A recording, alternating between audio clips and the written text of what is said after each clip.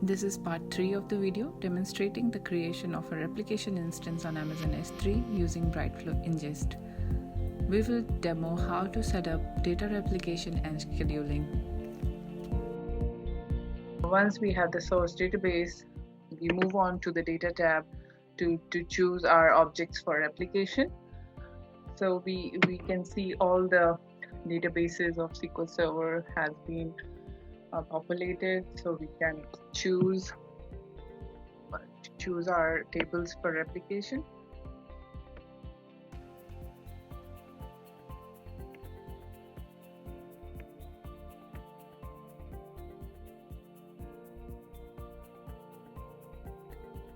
For example, we have few employee and customers table selected for replication. The software already picks up the primary key that is defined in the source database by the table definition, and in case the tables doesn't have any primary key, we need any unique key combination to mark the record as unique on the destination side. But for SQL Server change tracking, primary key is always required. For tables without primary key, Microsoft CDC approach is what is recommended as well.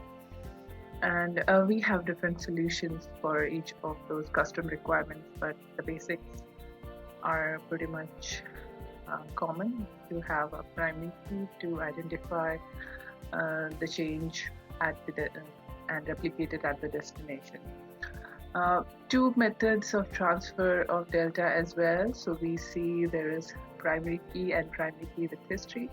So the transfer type is by primary key, which is like for like at the destination. So if there are any changes at the source, we see the exact record updated at the destination without keeping the previous records. So it's identical to the source. Whereas when we say replicate primary key with history, so it means that we are kind of keeping all the previous records at the destination along with the type 2 STD. So the records are end dated once they get updated or delete happens at the source.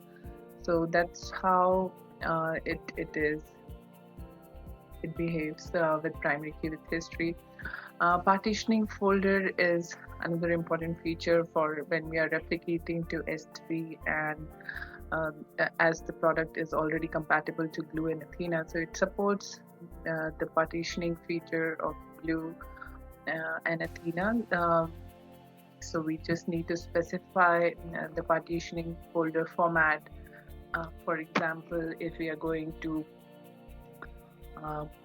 partition this particular table by company name, so we need to say the column ID and the format on which it needs to be specified. So there are whole possible combinations for partitioning folder depending on what the behavior of the table actually. So the references can be is available in BryteFlow documentation for partitioning as well. So it can be partitioned by day, month, year, and even to date level.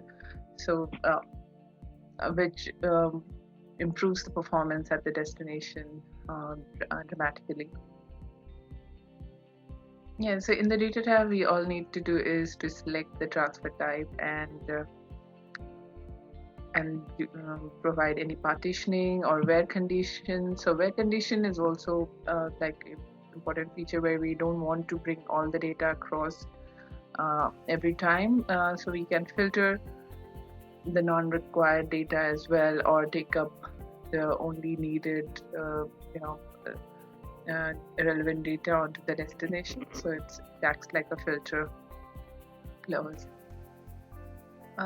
Yeah, so we are pretty much done with the connections. We chose our tables for replication, and now it's just we need to specify the schedule. So schedule, as you can see, it's periodic for days, hours, minutes, and even seconds is an option. It's just a backend configuration that we need. Seconds and also it comes with an offset. You can run at a daily schedule, as a weekly schedule as well.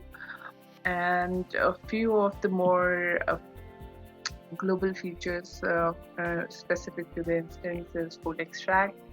So full extract is when you want to do the initial data load for all of the tables that you have selected in the data tab for replication. So it kind of initiates the initial load from the source database and updates your destination. Sync new tables is to add on new tables for replication to the source.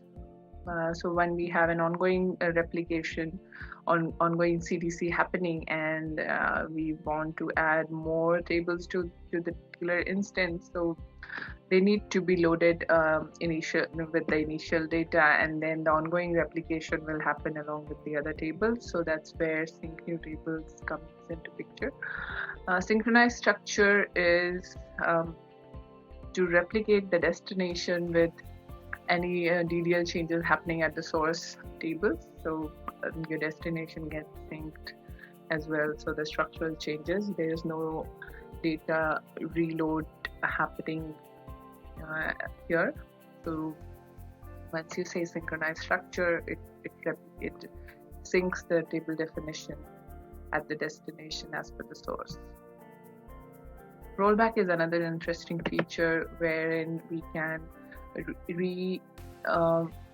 play the transaction log. So in case of CDC happening, there will be loads happening, and it can be kind of rolled back to the particular loads. So you can see the load time and date available, and if at all there has to be some replays happening, and so if we can say go back to this particular date and time, and it will start processing the logs all over again from this particular sequence.